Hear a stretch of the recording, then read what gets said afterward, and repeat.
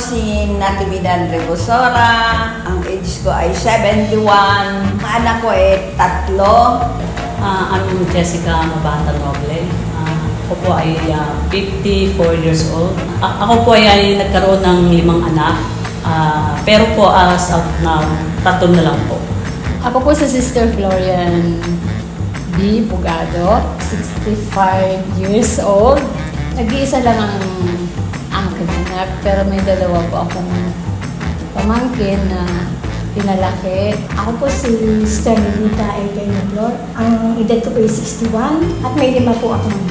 Ako po si Sister Annalyn M. Noble, 52 years old na by August. And I have 2 children. Ako po si Sister Lisa Tapaw, 53 years old, mother of 3.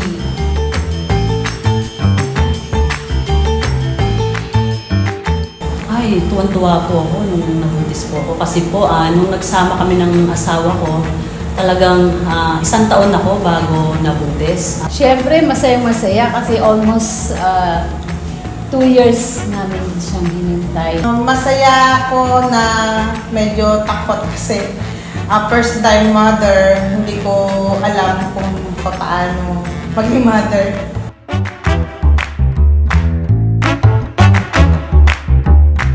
Pangarap ko sa kanya, yung lumaki siya ng mabait, matalino. Totoo naman. Kung nag-aaral sila, magamit sila sa ministry, yun talaga yung pangarap ko. Pag natapos, magkaroon sila ng trabaho, at isa na makaranas ng Manila.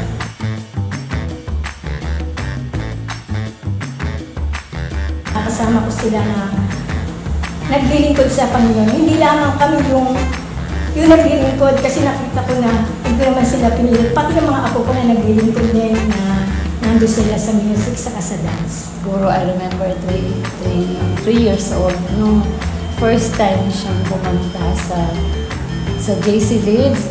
Hindi pa naman siya marunong magbasa pero nakabisa niya yung kanta.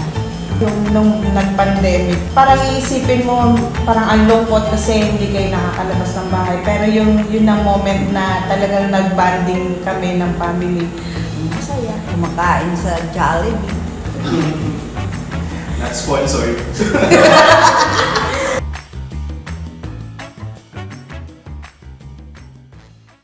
Hindi naman tayo exempted sa mga pagsubok. Nandun pa rin yung trials, pero nandun po yung lakas na binibigay pag umaattend ka ng ministry. Habang nandun yung pagsubok, hindi po ako tumitigil sa pag-attend ng mga gawain.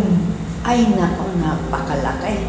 Kasi before na ako hindi pa talaga nakakilala sa Panginoon, ang buhay ko noon talagang sala sa lamig, sala sa init. Ngayon, nag-isip ako, ano kaya magagawa ko na pray ako sa Lord, bigyan mo nga ako ng wisdom.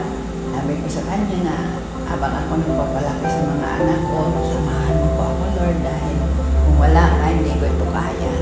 Doon ako nagabayan, doon ko na unawaan yung kahalagahan ng isang magulang na dapat may alam ka sa panuntunan ng Diyos. Kung papaano mo mapapalaki ang anak mo na mabuting tao. That time, ayaw ko mag-serve sa Lord kasi sabi ko baka maapektuhan yung pag-aalaga ko sa mga anak ko. Pero na-review ako ng Lord na basta hingin mo lang sa Kanya talaga na ibabalance yung lahat between ministry and the family.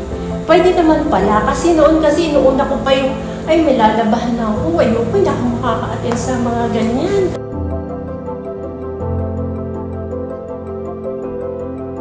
Diyan tayo magaling.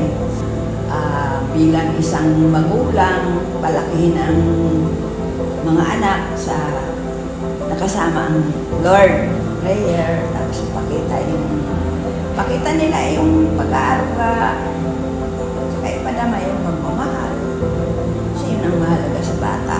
Kung may mga pagsubok tayo kasi tayong mga magulang talagang nandiyan, maraming pagsubok talagang nandiyan na lalo na yung pagsubok na pag dumating yung nagkakasakit ng mga anak mo, nandoon na na napakahirap, pero huwag tayong mawalan ng pag-asa. Kung alam lang natin na na nandiyan ang Panginoon at lagi tayong tumatawag sa Panginoon at sumusunod sa Panginoon, Tunay na ang lahat ng bagay ay provide niya kung uunahin natin yung tawagan ng Panginoon. Doon mo mauunawaan yung kahalagahan na pag ang bata ay dinadala sa church para lalaki siya ng may pagkaunawa talaga sa salita ng Diyos at hindi siya mailigaw. Hindi sila mag-ipa, magpatuloy sila sa kanilang paglilingkod. Kung hindi pa sila naglilingkod, ang nais ko sila ay ma-involve kung saan ministry yung nais nila. Lalong-lalo na kung gusto nila maging aseret. Patuloy lang tayo sa Lord. Na hindi tayo titingin sa mga problema, sa mga tao. But mag-focus lang tayo sa Lord. Ang paglilingkod po ay isang desisyon talaga yan. Sa umpisa, mahirap. Pero habang tumatagal, nai-enjoy mo yun. Masaya ka, tapos nakikita mo yung bunga nun. Yung naisama yung kanilang mga anak kahit makukulit, kahit na parang, ay hindi ko isasama kasi makulit yan, nakaka-istorbo sa church. Pero doon ko masasanay ang ating mga anak. Kasi pag malalaki na po yan, hindi mo na maisasama, hindi mo na mapipilit kasi may sarili na silang mundo. Pero kung nasanay sila sa church, kahit paglaki nila, hindi mo na sila pipilitin, mai-involve po sila sa ministry. Doon po nag-umpisa yung mga anak.